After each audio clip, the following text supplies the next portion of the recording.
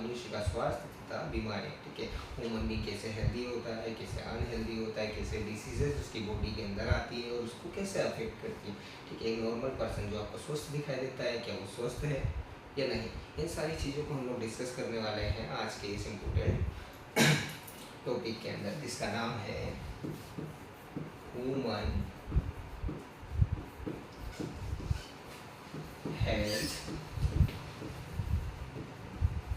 And disease, ठीक है। तो सबसे पहले हम बात कर लें ह्यूमन हेल्थ की। तो ह्यूमन हेल्थ क्या होता है, जनरली ह्यूमन बीइंग जो है, ठीक है, जिसके अंदर सारी लाइफ प्रोसेसेस होती है, लाइक रेस्पिरेशन, एक्सक्रेशन, डाइजेशन, ठीक है, ब्लड सर्कुलेशन और लाइफ, ठीक है। लेकिन ये सारी जो स्पेसिफिक लाइफ प्रोसेसेस बॉडी के अंदर हो रही है, इसको अच्छे से फंक्शन करने के लिए हमारे बॉडी का जो है हेल्दी होना ज़रूरी होता है, ठीक है। तो सबसे पहले तो हम ह्यूमन हेल्थ को डिस्कस करेंगे, उसके बाद हम लोग आगे बढ़ेंगे कि कैसे डिसीज़ जो है ह्यूमन बॉडी को अफेक्ट करती है, और जैसे ही हमारी बॉडी इन बीमारियों से अफेक्ट हो जाती है, उसके बाद हमारी बॉडी के अंदर क्या ऐसी चीज़ें या क्या ऐसी एक्टिविटीज़ होने लगती है जिससे हमारी बॉडी जो है वीक हो जाती है, देन वो जो है सफ़र करती है अलग अलग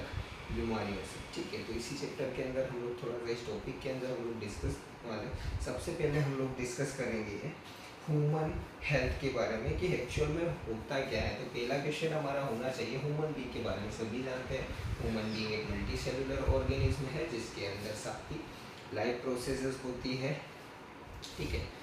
और हमें पता ही है कि हमारा जो बॉडी है उसका जो है फॉर्मेशन कैसे हुआ है, ठीक है। तो वापस से थोड़ा सा उस चीज़ को थोड़ा सा रिकॉल कर लेते हैं फिर भी, ठीक है। तो ह्यूमन बीइंग के बारे में बस थोड़ी सी चीज़ें हम लोग रिकॉल करने वाले हैं, इसके बाद हम लोग आगे बढ़ेंगे। तो ह्यूमन बीइंग क्या है, जनरली मल्टी सेलुलर ऑर्गेनिज्म है,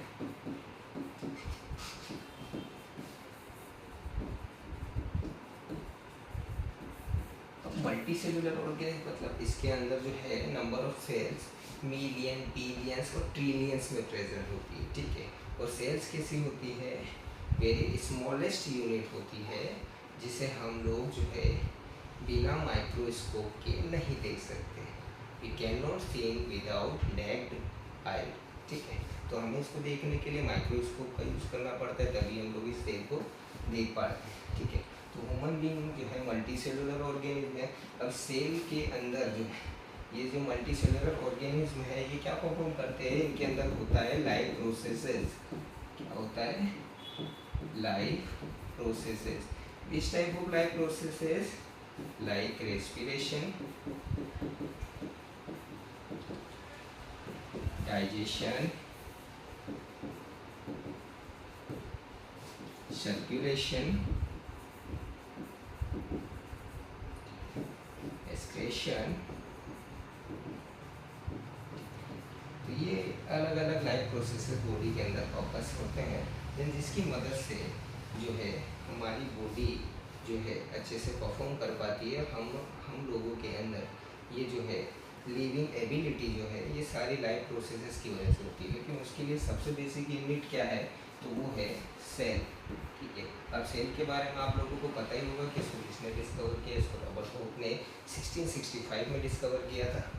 वापस से थोड़ा सा हम लोग इसके बारे में थोड़ा सा जो है डिस्कस करेंगे कि रॉबर्ट हुक ने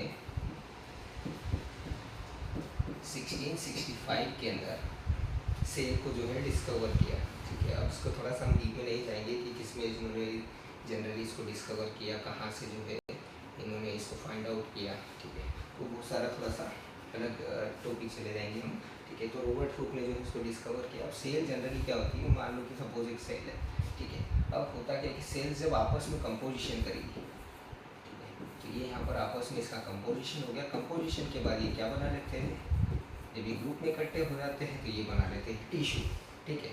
अब जब ये टिश्यू आपस में मिलते हैं, सेल्स के जो टिश्यू होते हैं जब ये आपस में इंडिविजुअली सेपरेट हो जाते हैं तो ये जनरली क्या बना लेते हैं,